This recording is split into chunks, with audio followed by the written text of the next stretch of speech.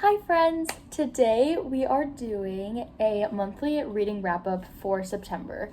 Not gonna lie, had a rough month. We had 14 books on the TBR and I read 12 total. 9 of them were on the TBR. The other 3 were not, I think. Yeah. So I did okay. This is the second time I haven't finished a TBR, so I was a little bummed about that, but it's okay.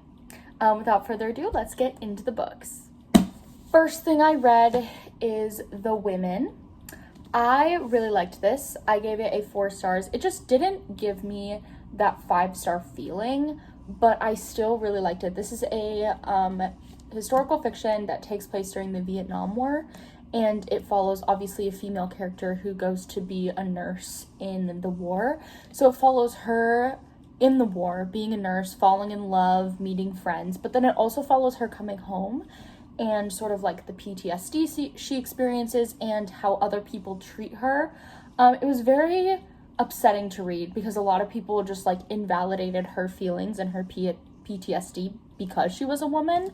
So I think every woman should read this. I think it's a beautiful book. It just didn't give me the 5-star feeling, so I gave it a 4. I had a great experience reading this book. And then I read Can't Help Falling in Love, which I read on NetGalley, and I loved this. I gave it a 5 out of 5 stars. The fall vibes in this book, immaculate. They go apple picking together. They have a Halloween party together. It's literally like so cute. And this is a fake dating book, but more of like fake engagement.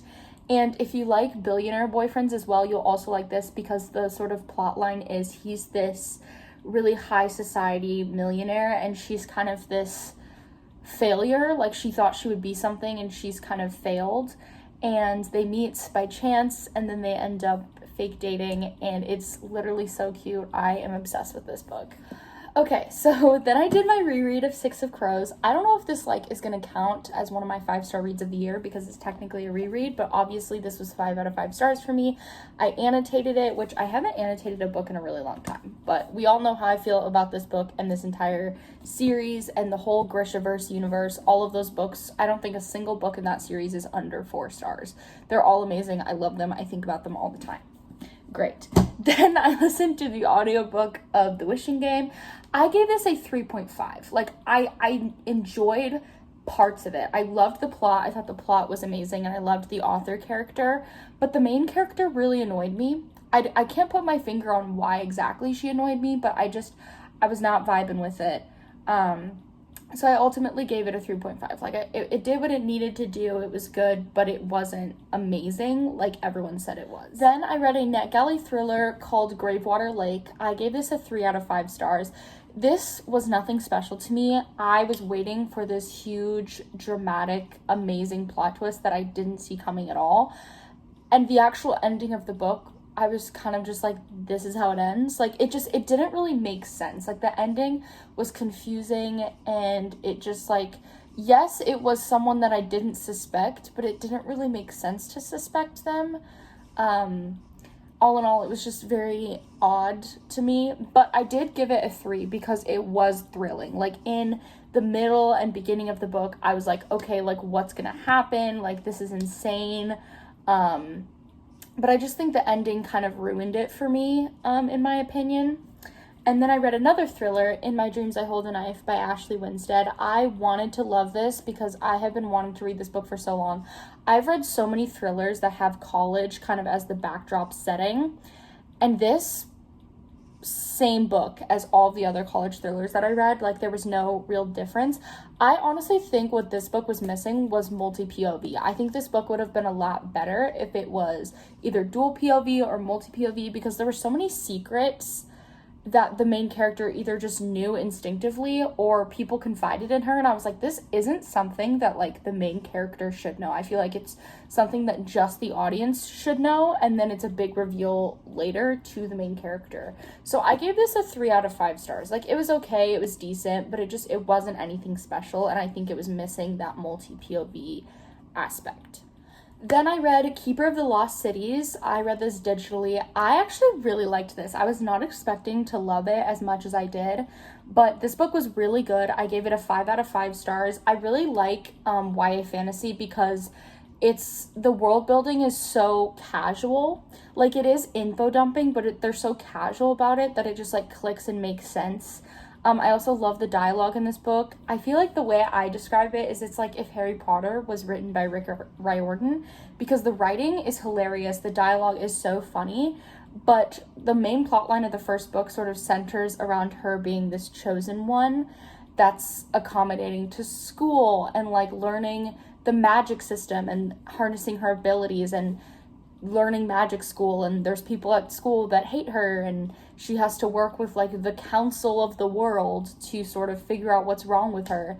And it reminded me a lot of Harry Potter, but like if it was written in a way that was like funny and witty, and I don't know, that's just how I felt about it. I really liked this book a lot.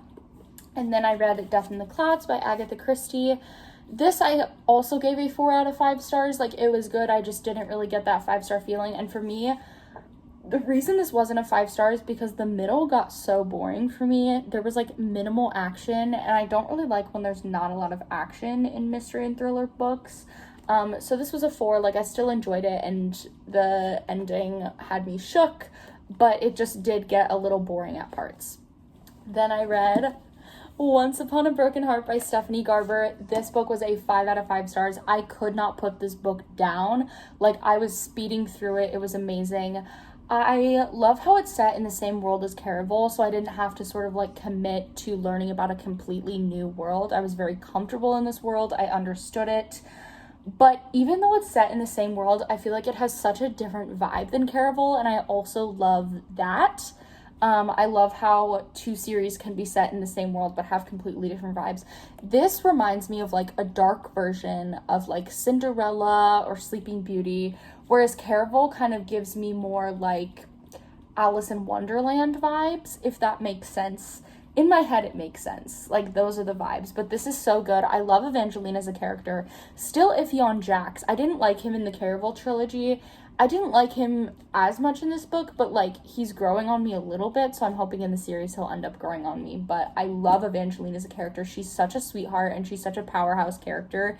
That is another thing I love about Stephanie Garber's books, is all of her female characters are such powerhouses and so interesting to read about. And I loved this book. Like, it was so good. Yes, 5 out of 5, 10 out of 10. Always 100% will recommend. Okay. Then we have The 7.5 Deaths of Evelyn Hardcastle. This was another disappointing read. It had me in the beginning. The first 150 pages, I was like, oh my gosh, this is the coolest, most unique mystery book that I've ever read. But then I hit the middle and I was like, okay, first off, this book is almost 500 pages long. I don't think any mystery book needs to be 500 pages long. I think mystery books are great short books that are thrilling and exciting and exhilarating, but you can still have a good time and solve it. This book dragged on so long. Once I hit the 250 to 300 page mark, I was like, oh my god, when will this book be over? Also, the ending of this book ruined it. I hated the ending. I thought it was so dumb. I thought the reason, so the plot of this is basically our main character is trying to solve a murder mystery, and the way that he has to solve it is he's reliving the day of the murder over and over again in a different person's body, and he kind of has to use the clues that he got from the prior day and this day to piece together the mystery. But you don't really know why he's trapped in this day, and once you learn, it's the dumbest reason. I literally was like, I would have rather never found out why he was trapped and just had him solve the mystery than add this random plot twist. And then from that plot twist, there was a second plot twist, and both of them were so unnecessary. I literally was like, I wish that this book was just him solving this murder by reliving the day over and over and over again. There was no need to add all of that extra stuff, which I know that I said I like action, but this, while he was solving it, there was still action going on, and so I was more invested in him actually solving it than him escaping or figuring out why he was stuck there. So I gave this a 2.5 stars, and I'm really sad that I had to rate it this way, but I was disappointed.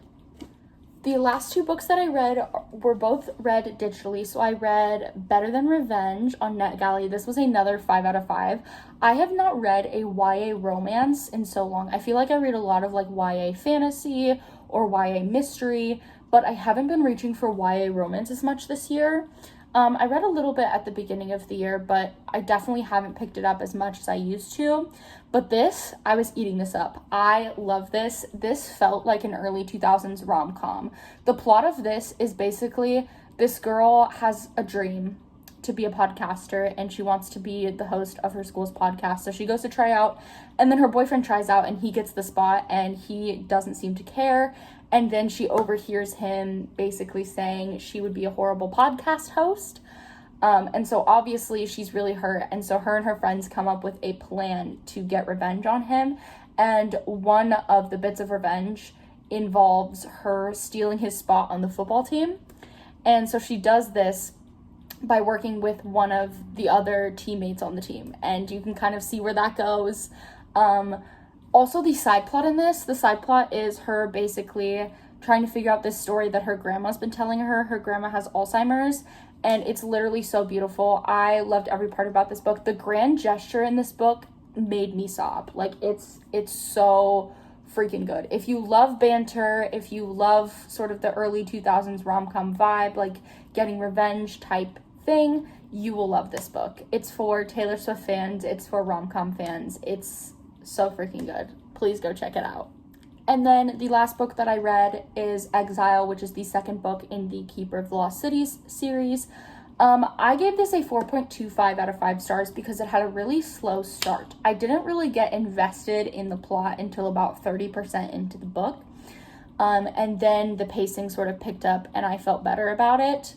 But it definitely I didn't fly through it as quickly as the first book, but I did still enjoy it, and I enjoyed the world building and the characters and everything like that. So it was pushing one particular ship, and I don't agree with that ship, and so I kind of was like, why is it pushing this ship so much?